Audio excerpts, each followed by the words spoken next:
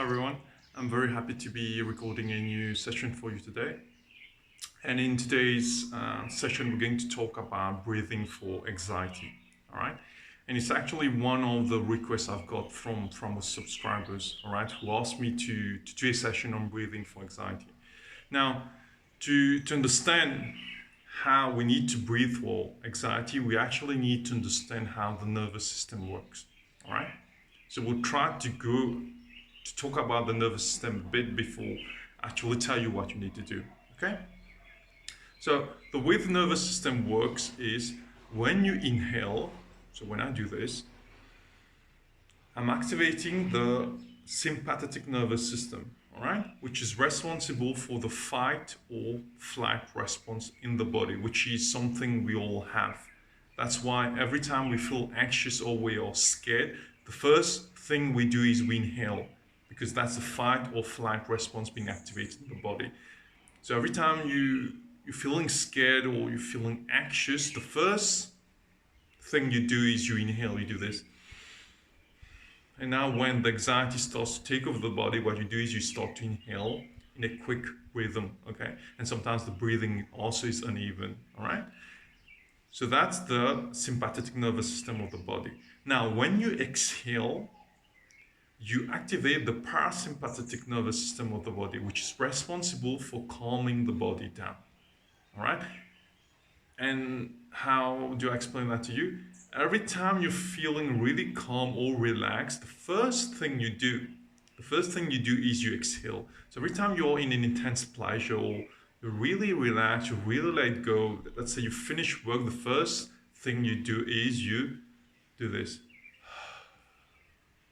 Or when you're really happy, you just let go like that. All right, so that's the parasympathetic nervous system being activated through exhalation. All right, now the problem we have is every time people panic or every time they are stressed, the advice they're being given is you inhale, you take deep breath, it's going to really calm you down. Now, based on what I've just told you, will deep breathing really help? It won't help, because if you breathe deeply and you do that quickly when you're panicking, you're actually hitting on the flight or fright response again. So you're actually causing your body to be more anxious, because it's not going to calm down the body. What happens to your body is it goes into hyperventilation mode, whereby the rich blood oxygen goes less to your brain, and that's not good for the body. That's why a lot of people tell you that when I do deep breathing, I actually feel more stress, because it's not what you should be doing. As simple as that. And I don't really know how it's been passed on from generation to generation, and people talk about it. And actually, right now, we've got lots of people who give advice about how to calm down without them actually knowing how things actually work out. And it just makes things worse. And you could be actually endangering the life of a person by giving wrong advice in this case. So you really need to understand how things work out. So how do we make things happen? What should we do when we panic? What you should do is we need to activate the parasympathetic nervous system, which is activated through the exhalation, all right? But at the same time, we need oxygen in the body, so we need to inhale. So the simple maths based on what we've just discussed is you inhale, but when you exhale more. Because when you exhale more, you're going to activate the parasympathetic nervous system. As simple as that. All right? So in our breathing exercise, we're still going to breathe in. And when we breathe out, we're going to stretch it. We're going to breathe out more. All right? So that we are activating the parasympathetic nervous system of the body. All right?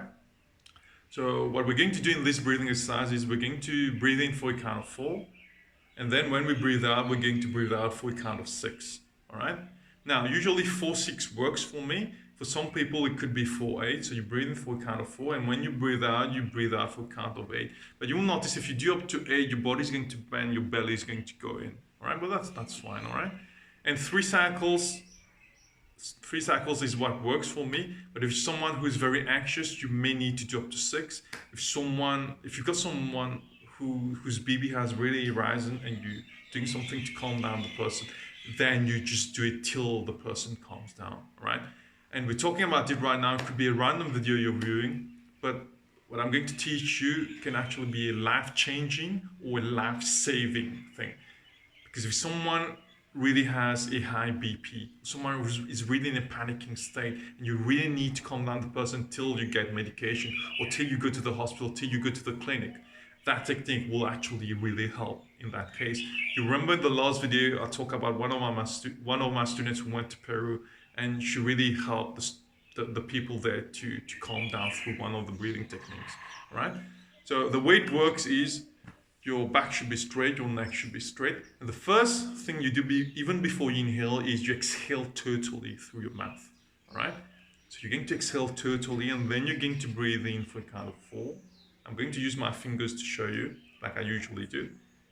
So exhale, inhale for a count of 4, and then exhale through the mouth for a count of 6. All right? We're going to do that 3 times. Okay, we'll do it together now. So first of all, I exhale totally. Then I inhale. Exhale.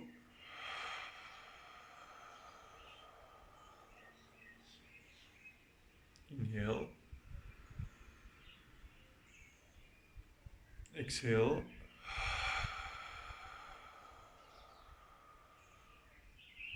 Inhale. Exhale.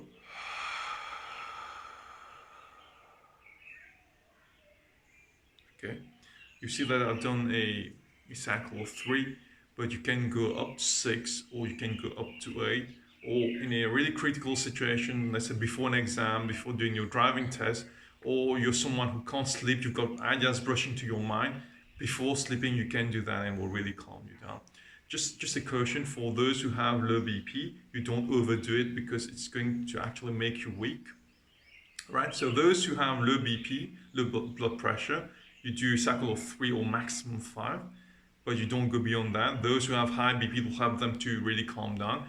And those who have no blood pressure problem, you do it till you actually feel really relaxed, but you don't overdo it because at one point you're going to feel lightheaded. You don't go beyond that because otherwise you just feel weak, and there's no point in overdoing anything, okay? Even drinking too much water isn't good for us anyway.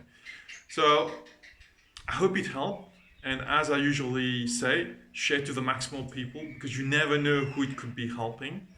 All right. And till the next session, bye bye. And lots of love from me. See you soon.